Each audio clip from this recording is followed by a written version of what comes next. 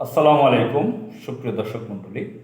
আপনারা জানেন ডেঙ্গু পরিস্থিতির খবর। বাংলাদেশে ডেঙ্গুতে প্রতিদিনই 2 জন 4 জন 6 জন 7 জন এরকম করে মারা যাচ্ছেন। আমার পরিচিত এক ভদ্রলোক ঢাকার মগবাজারের হলি ফ্যামিলি হাসপাতালে ভর্তি ছিলেন, বয়স্ক লোক। সেখানে অনেক টাকা খরচ হয়েছে, সেখানে অনেক দিন তার থাকতে হয়েছে। তো ডেঙ্গুর কারণে প্রতিদিনই প্রায় মারা যাচ্ছে। আর আপনারা জানেন এটাও গত 24 বছর যাবতে ডেঙ্গু জ্বর যে রোগ ডিজিজ আইডিস মশার কামড়ে যেটা হয়, এটার উদ্ভব হয়েছে বলে আমরা মনে করি। বাংলাদেশে এই নামের কোনো ডিজিজ রোগ ছিল না। তো ডেঙ্গু এটার নাম দিয়েছে ডেঙ্গু জ্বর। আর যে মশাটা কামড় দেয়, যেটার কারণে জ্বর হয়, এই ধরনের জ্বর হয়, সেটা হলো এডিস মশা। তো এটা এখন থেকে যতটুকু জানি আমি, এখন থেকে 24 বছর আগে এটা উদ্ভব বলবো না কি বলবো, এটা পরিচিতি ঘটেছে। এই রোগটা সম্পর্কে জানাশোনা হয়েছে মানুষের। আগে কিভাবে আগে এ ধরনের রোগ হয়েছিল কিনা সেটা জানা নাই, হয়তো বা হয়েছিল, আইডেন্টিফাই করতে পারেনি। তো যাই হোক, ঢাকা সহ বিভিন্ন শহরগুলোতে এই জ্বর বেশি হচ্ছে। বিশেষ করে রাজধানী ঢাকায় এই ডেঙ্গু জ্বরের প্রাদুর্ভাব বেশি।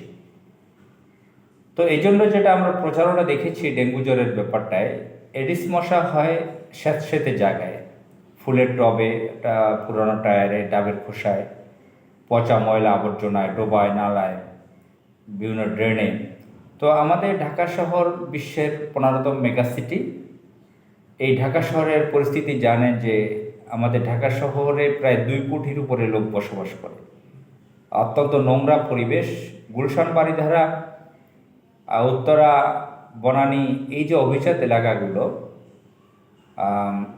এখানে পর্যন্ত ডেঙ্গু জ্বরে আক্রান্ত হচ্ছে, মানুষ মারা যাচ্ছে, অভিজাত শ্রেণীর বহু লোকে মারা যাচ্ছে এখানে। তো অনেকে মনে করতে পারেন যে ঢাকা শহরের এলিট এলাকায় হয়তো এগুলো হয় না। এই ধারণা ভুল। গুলশান এলাকায়, বনানী এলাকায়, উত্তর এলাকায়, বারিধারা এলাকায়ও এডিস মশা আসে। কারণ হলো এই সমস্ত শহরগুলোর মধ্যেও অনেক সমস্যা রয়েছে এই আধুনিক এলাকাগুলোতে।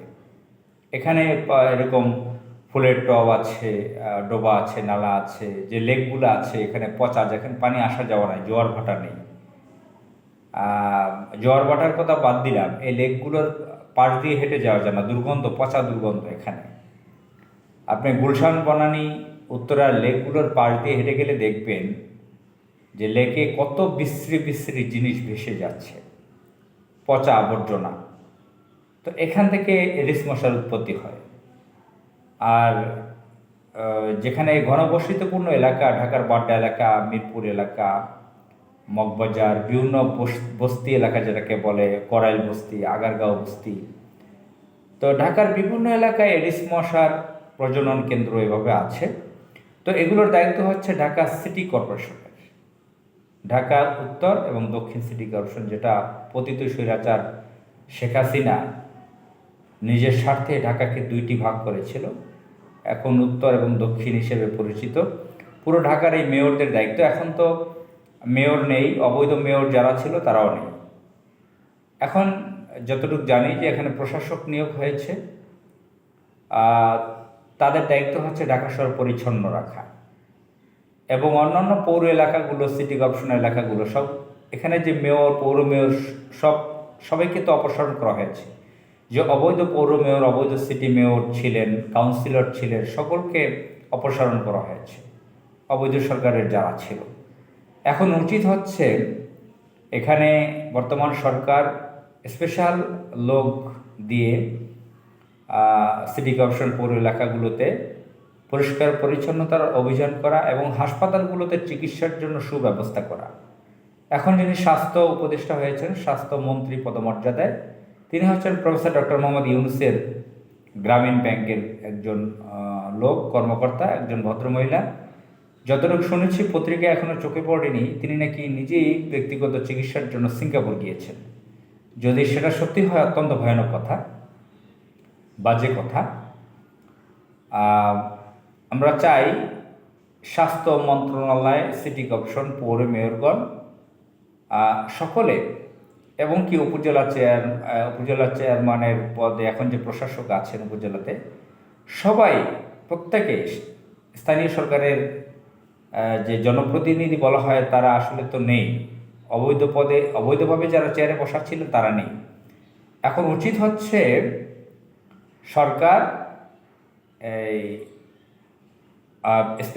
বিশেষভাবে লোক নিয়োগ দিয়ে এই পরিষ্কার পরিচ্ছন্নতার অভিযান চালানো এবং হাসপাতালগুলোতে নজরদারি বাড়ানো, যাতে সেখানে ভালো চিকিৎসার ব্যবস্থা করা হয় সাধারণ মানুষের জন্য। আমরা দেখেছি যে বিত্তশালী যারা আছে তাদের জন্য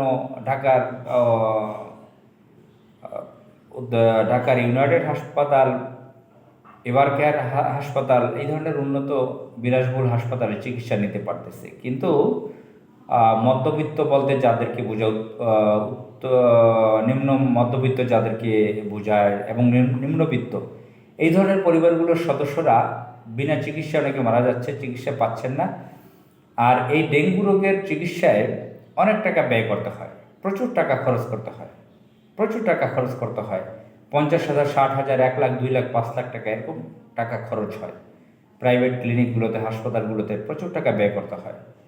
এজন্য এই সরকারের উচিত হবে খুব দ্রুত জনস্বার্থে ডেঙ্গু নিরোধের জন্য, ডেঙ্গু এডিস মশা নিধনের জন্য ব্যবস্থা করা, যাতে ডেঙ্গু জ্বর না হয়, এবং কারো যদি হয়ে থাকে হাসপাতালে যাতে সুচিকিৎসা পায়। আমরা এখন পর্যন্ত স্বাস্থ্য মন্ত্রণালয়ের জোর কোনো কথা শুনতে পারতেছি না। স্বাস্থ্য হাসপাতালগুলোতে আমরা এখনও শৃঙ্খলতা দেখতে পারতেছি, বিশৃঙ্খল পরিস্থিতি দেখতে পারতেছি, ভালো চিকিৎসা এখনও মানুষ পাচ্ছে না।